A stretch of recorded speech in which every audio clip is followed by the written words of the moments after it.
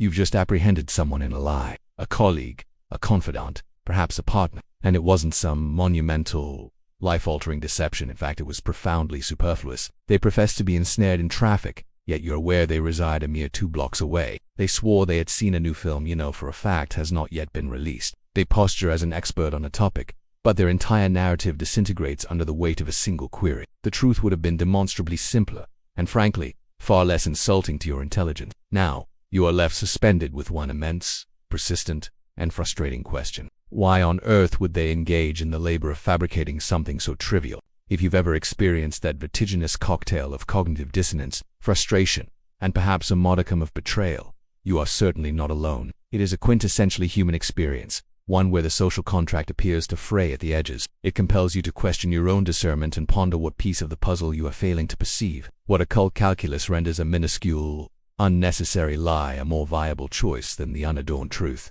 This question transcends mere dishonesty. It is a portal into the most profound, intricate, and fascinating strata of human psychology. Today, we are drawing back the veil on this bewildering behavior. We are not dissecting the epic cinematic deceptions that alter the trajectory of history. We are focused on the small, quotidian falsehoods that seem to serve no discernible purpose. We will expose the latent psychological triggers that compel individuals to bend the truth, even when it is more arduous than being forthright. We will examine everything from the flimsy shields of self-preservation to the deep, tangled roots of personality and trauma. By the end, you won't just comprehend why people tell these seemingly pointless lies. You will also possess an entirely new lens through which to view the people in your life and perhaps even yourself. The everyday lies.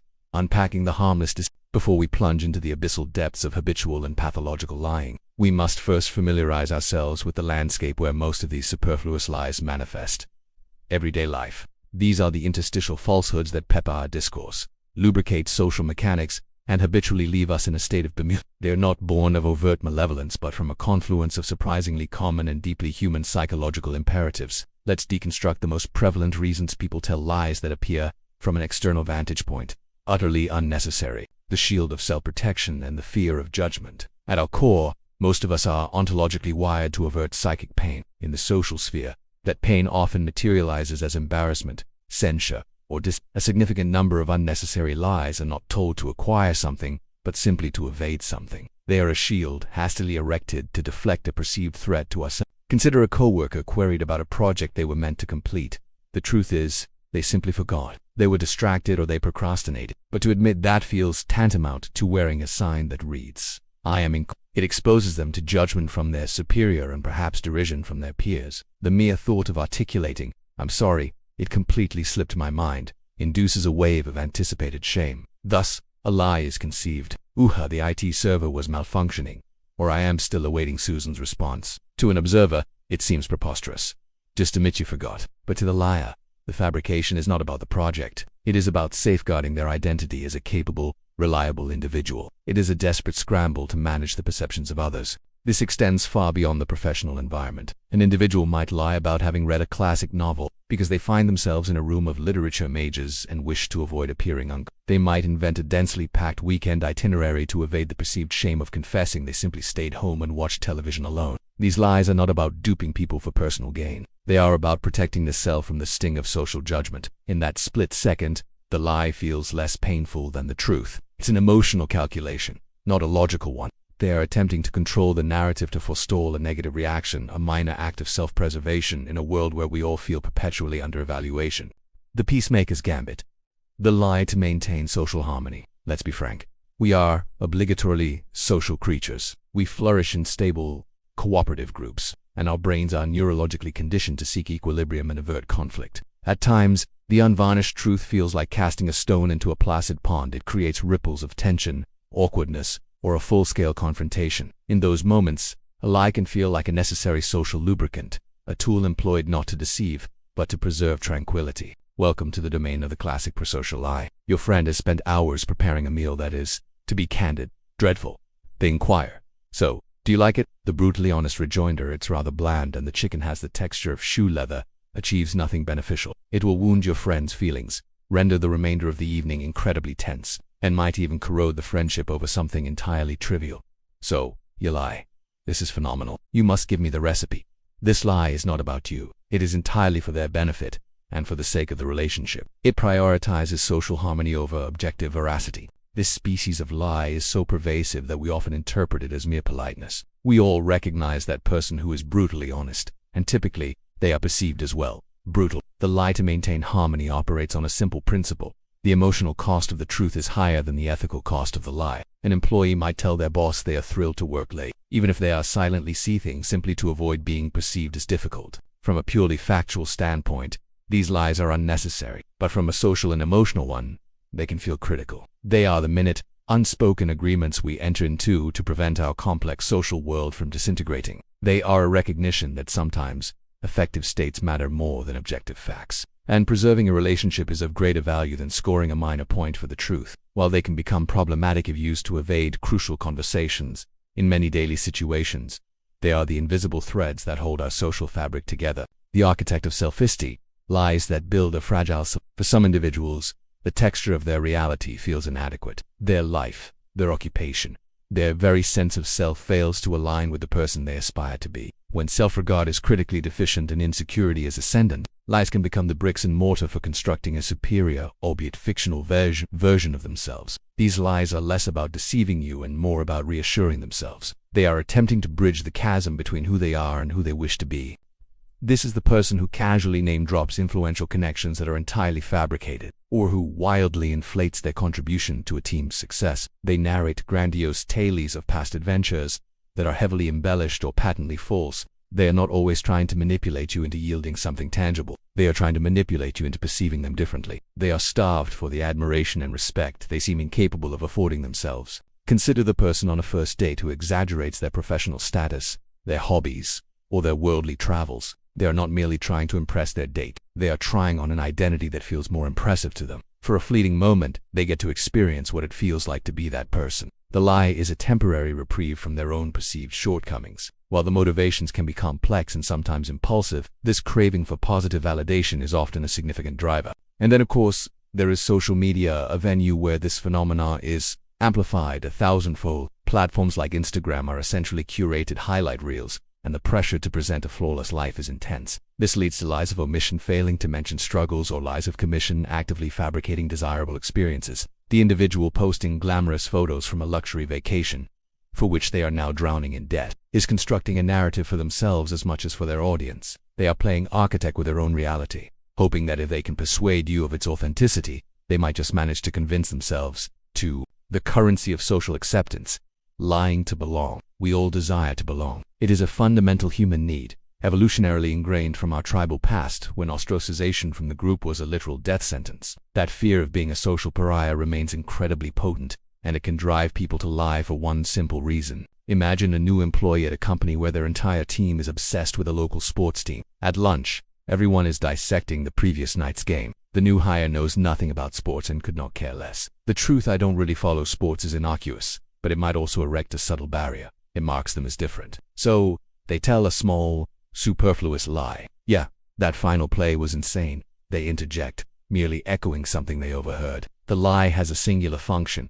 to send the signal that they are one of us. It is social camouflage. This is exceedingly common during adolescence. When assimilation feels paramount, a teenager might lie about their taste in music or clothing to align with the dominant peer group. The lie is a ticket into the in-group, but adults engage in this behavior constantly as well. We might feign comprehension of a joke we do not understand, affect interest in a tedious hobby, or even adopt political stances we do not truly hold, all for the sake of group cohesion. The motivation here is not malicious. It is driven by that profound, primal need for connection and a fear of rejection. They are spending little lies like currency to purchase a sense of belonging. The lie feels less like a transgression and more like a requisite password for entry into a social club. It is a tool for assimilation, employed to sand down the edges that might otherwise leave them on the outside looking in. So, we've covered the more common, quotidian reasons for pointless lies, the psychological drivers that, let's be honest, probably feels somewhat familiar to us all. But what occurs when this behavior ceases to be an occasional social tactic and metastasizes into someone's entire personality? The demarcation between a small white lie and something far more concerning can become blurred with alarming speed.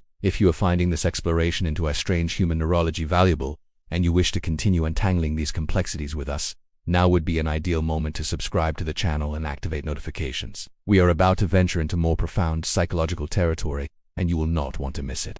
You've just apprehended someone in a lie, a colleague, a confidant, perhaps a partner, and it wasn't some monumental, life-altering deception. In fact, it was profoundly superfluous. They profess to be ensnared in traffic, yet you're aware they reside a mere 2 blocks away. They swore they had seen a new film you know for a fact has not yet been released. They posture as an expert on a topic, but their entire narrative disintegrates under the weight of a single query. The truth would have been demonstrably simpler, and frankly, far less insulting to your intelligence. Now, you are left suspended with one immense, persistent, and frustrating question. Why on earth would they engage in the labor of fabricating something so trivial? If you've ever experienced that vertiginous cocktail of cognitive dissonance, frustration, and perhaps a modicum of betrayal, you are certainly not alone. It is a quintessentially human experience, one where the social contract appears to fray at the edges. It compels you to question your own discernment and ponder what piece of the puzzle you are failing to perceive. What occult calculus renders a minuscule, unnecessary lie a more viable choice than the unadorned truth? This question transcends mere dishonesty. It is a portal into the most profound,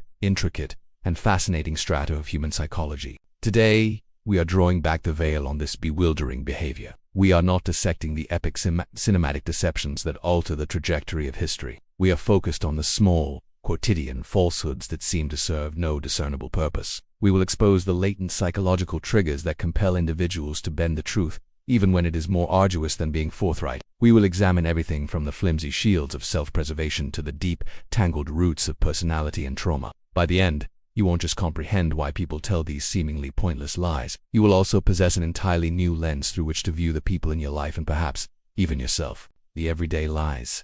Unpacking the harmless before we plunge into the abyssal depths of habitual and pathological lying, we must first familiarize ourselves with the landscape where most of these superfluous lies manifest.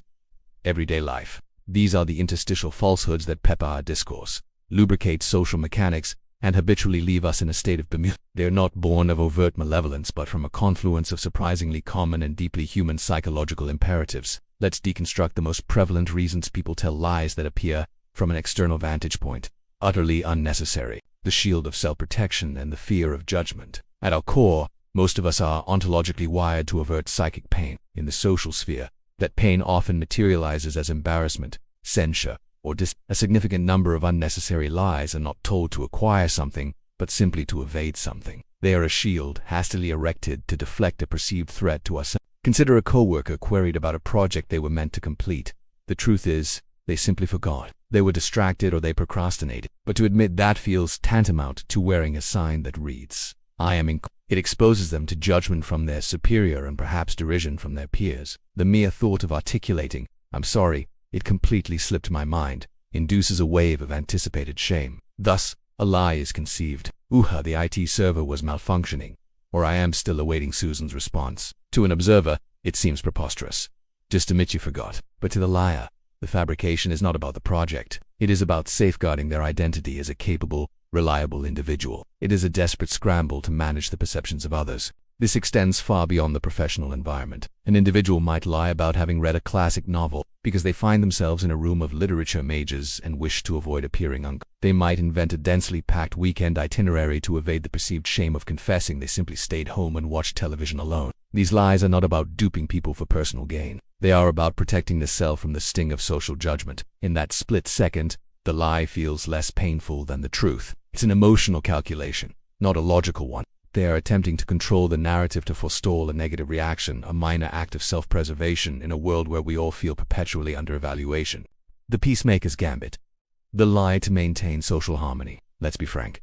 We are obligatorily social creatures. We flourish in stable, cooperative groups, and our brains are neurologically conditioned to seek equilibrium and avert conflict. At times, the unvarnished truth feels like casting a stone into a placid pond. It creates ripples of tension, awkwardness, or a full-scale confrontation. In those moments, a lie can feel like a necessary social lubricant, a tool employed not to deceive, but to preserve tranquility. Welcome to the domain of the classic prosocial lie. Your friend has spent hours preparing a meal that is, to be candid, dreadful.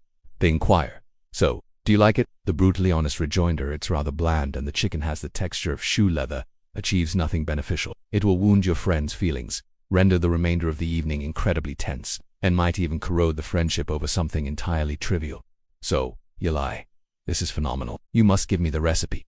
This lie is not about you. It is entirely for their benefit, and for the sake of the relationship. It prioritizes social harmony over objective veracity. This species of lie is so pervasive that we often interpret it as mere politeness. We all recognize that person who is brutally honest, and typically, they are perceived as well, brutal. The lie to maintain harmony operates on a simple principle. The emotional cost of the truth is higher than the ethical cost of the lie. An employee might tell their boss they are thrilled to work late, even if they are silently seething simply to avoid being perceived as difficult. From a purely factual standpoint, these lies are unnecessary, but from a social and emotional one, they can feel critical. They are the minute, unspoken agreements we enter into to prevent our complex social world from disintegrating. They are a recognition that sometimes affective states matter more than objective facts, and preserving a relationship is of greater value than scoring a minor point for the truth. While they can become problematic if used to evade crucial conversations in many daily situations, they are the invisible threads that hold our social fabric together.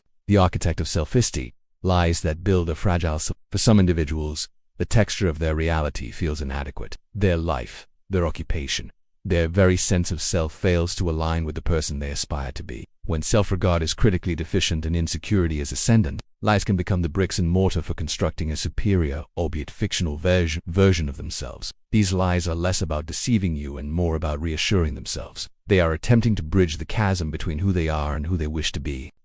This is the person who casually name-drops influential connections that are entirely fabricated, or who wildly inflates their contribution to a team's success. They narrate grandiose tales of past adventures that are heavily embellished or patently false. They are not always trying to manipulate you into yielding something tangible. They are trying to manipulate you into perceiving them differently. They are starved for the admiration and respect they seem incapable of affording themselves. Consider the person on a first date who exaggerates their professional status, their hobbies, or their worldly travels. They are not merely trying to impress their date. They are trying on an identity that feels more impressive to them. For a fleeting moment, they get to experience what it feels like to be that person. The lie is a temporary reprieve from their own perceived shortcomings. While the motivations can be complex and sometimes impulsive, this craving for positive validation is often a significant driver. And then, of course, there is social media, a venue where this phenomenon is amplified 1,000-fold. Platforms like Instagram are essentially curated highlight reels, and the pressure to present a flawless life is intense. This leads to lies of omission, failing to mention struggles, or lies of commission, actively fabricating desirable experiences.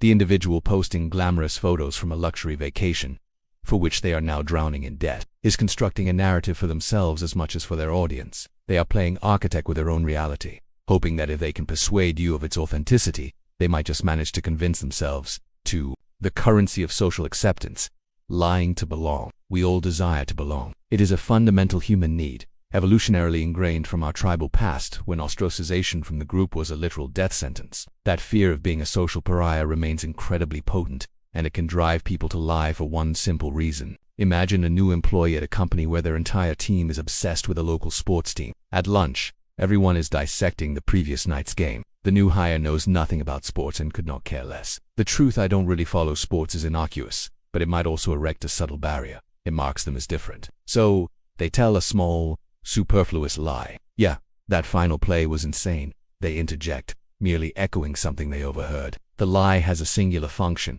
to send the signal that they are one of us. It is social camouflage. This is exceedingly common during adolescence. When assimilation feels paramount, a teenager might lie about their taste in music or clothing to align with the dominant peer group. The lie is a ticket into the in-group, but adults engage in this behavior constantly as well. We might feign comprehension of a joke we do not understand, affect interest in a tedious hobby, or even adopt political stances we do not truly hold, all for the sake of group cohesion. The motivation here is not malicious. It is driven by that profound, primal need for connection and a fear of rejection. They are spending little lies like currency to purchase a sense of belonging. The lie feels less like a transgression and more like a requisite password for entry into a social club. It is a tool for assimilation, employed to sand down the edges that might otherwise leave them on the outside looking in. So, we've covered the more common, quotidian reasons for pointless lies, the psychological drivers that, let's be honest, probably feel somewhat familiar to us all. But what occurs when this behavior ceases to be an occasional social tactic and metastasizes into someone's entire personality? The demarcation between a small white lie and something far more concerning can become blurred with alarming speed.